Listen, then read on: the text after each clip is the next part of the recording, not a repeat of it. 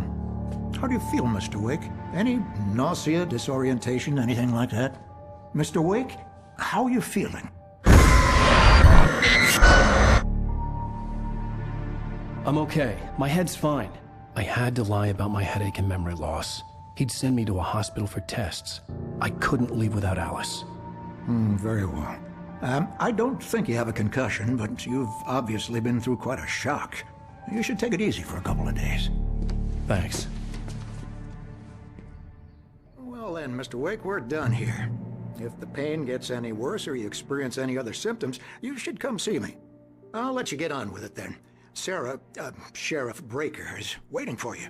She's very good at her job. I'm sure she can locate your wife in no time. Doc Nelson was the image of a small-town doctor. Sheriff Breaker had called him to the station to take a look at the cut in my head.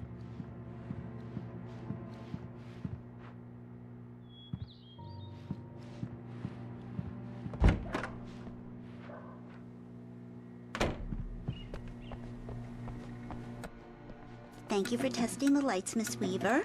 Everything seems to be fine. I don't have the luxury of being complacent, Deputy Grant. The bulbs will need changing soon. You can't change them in the dark. I'll be sure to take care of it, Miss Weaver. Have a nice day now. Very good.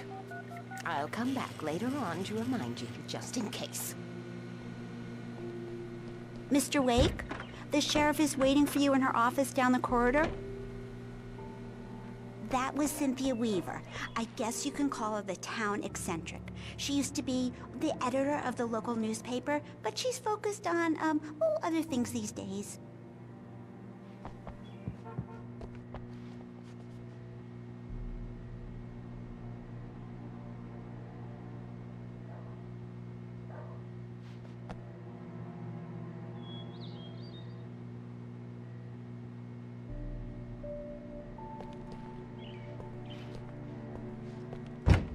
Come in, Mr. Wake. Your phone's on the desk. The battery was dead. It's charged now. Have you started looking for my wife yet? My men are already on it. Now, can you tell me what happened? I'm not sure. I can't remember. We were arguing. I walked out of the cabin. The cabin on Cauldron Lake? How did you end up at Stucky's gas station? I wanted to tell her what had happened last night, but I couldn't. She'd locked me up. Excuse me. I need to take this. Hello? Alice, please help me. Alice? Stop talking to the law. You'll do exactly what I say if you ever want to see your wife again. Who is this? Go to the back lot. There's a hole in the fence on the left. Look inside the junker. I left a little something there to convince you we're all on the same page here. After you ditch the cops, you're gonna meet me in Mr. Elderwood Wake, can I National help you Park. with There's a anything? spot called Lover's Peak. Midnight. Don't do nothing stupid, pal. We're watching you. Hey, mister! Hey, can you turn the light? Yeah, it's Mulligan here. I'm at Stucky's gas station with Thornton. There's no sign of him. Over. Wait. Yeah, this is Thornton. Look, we've located the brake float. It's here. That's some good news, right? Stucky was supposed to be driving it at the rehearsals today. Over. Oh, give me that. Mulligan here. Looks like someone really thrashed the garage. Over. Okay, roger that, guys. Keep looking for Stucky. James out. Hey!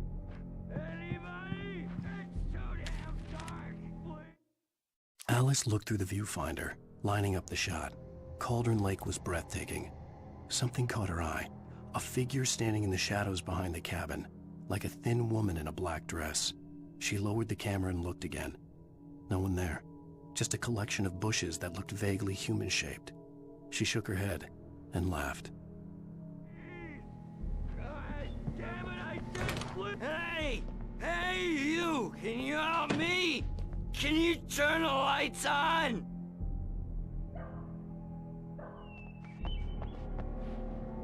Thank you, man, thank you. Hey, you're all right. You're a good guy. Don't let anybody tell you different. You know, I shouldn't even be in here. The cops, they got it all wrong. See, sure, I beat him up, but I wasn't drunk. I mean, I wasn't drunk at the time.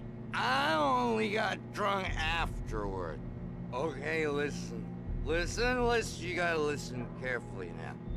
Here's the kicker. That wasn't Danny. No, sir. It only looked like him. You wanna know who it really was? I'll tell you who it really was. It was a goddamn space alien! I know it sounded like something that a drunk would say, but believe me, I wasn't drunk then.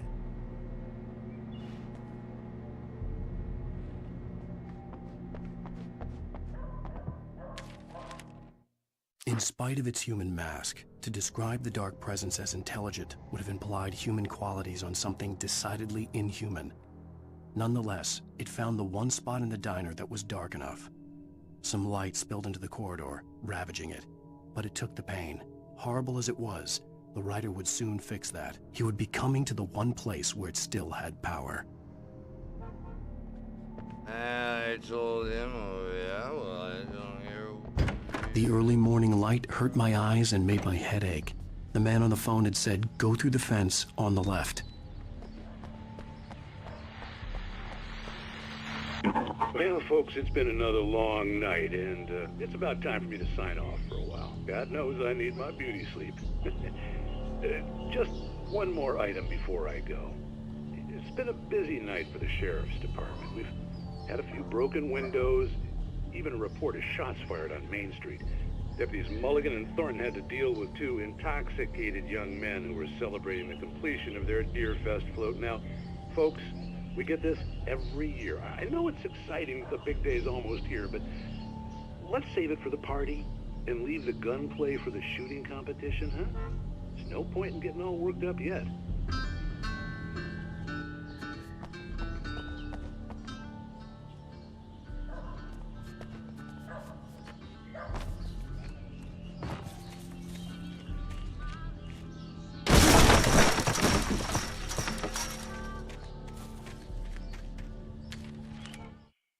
The kidnapper fired his gun one last time, and the shadow vanished into the darkness it had come from. See? Nothing to it, Wake. The thought of Alice in his hands was revolting. We stood on the wooden platform of Lover's Peak, the waterfall and the mountain behind us, the lights of the radio mast blinking red in the heights above. I fought with the urge to take a swing, force myself to speak. Let's cut the act now. Where's my wife? Alice's driver's license had been placed on the front seat. The caller meant business. Barry? Ow! Ow! Thank God! Where the hell have you been? I've been trying to reach you for a week, you and Alice. I've been worried sick. I flew out yesterday. I'm here in Bright Falls. Barry, listen to me. I'm at the sheriff's station. Come and get me. I can't talk now. Ow! What the hell is going on? I had to get the sheriff to let me go. I needed to get to Elderwood National Park to meet Alice's kidnappers.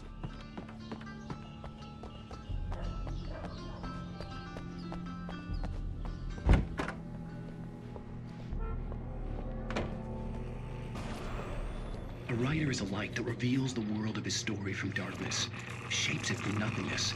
The way a sculptor carves a statue from a block of granite. If I stop, the world I'm making dies. Darkness will reclaim it. It's a long, hard journey into the dark. Alice's life is at stake, but I can't think about that, or I'll lose it. The dread lingers at the edge of perception. I'll push on. Anything is possible here. I'll write the story. I'll save her.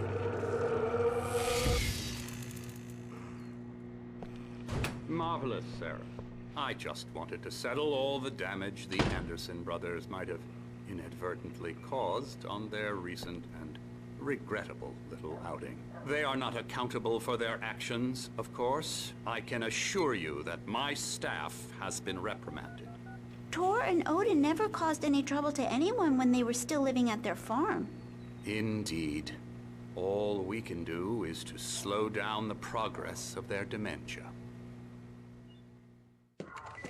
Are you feeling any better, Mr. Wake? I'd like to leave. Am I free to go? Well, we still need to talk about... Am I under arrest? No, of course not. but I need to know where you'll be staying so I can get in touch with you. I'd avoid the motel. The Majestic is known for its roaches. The cabins at Elderwood are pretty nice, though. That sounds perfect. I'm Dr. Emil Hartman. I'd like to invite you to stay at Cauldron Lake Lodge. Did you talk to my wife? I had the pleasure of discussing your situation with her on several occasions. Did you set something up with her? I invited her here. My clinic is a place where... Oh, hey! Oh, my! Take it easy. Hey, nobody move! Get your hands off of my client! Who are you? I'm Barry Wheeler, his agent. If you have business with Mr. Wake, you talk to me. You yokels won't know what hit you once I sick my lawyers on your asses. No harm done, Sarah. I'm all right. I don't want to press charges. Mr. Wake, my offer still stands. Get me out of here. What the hell was that about, Al? We don't need a replay of that thing with the paparazzi. I thought they were gonna lock you up.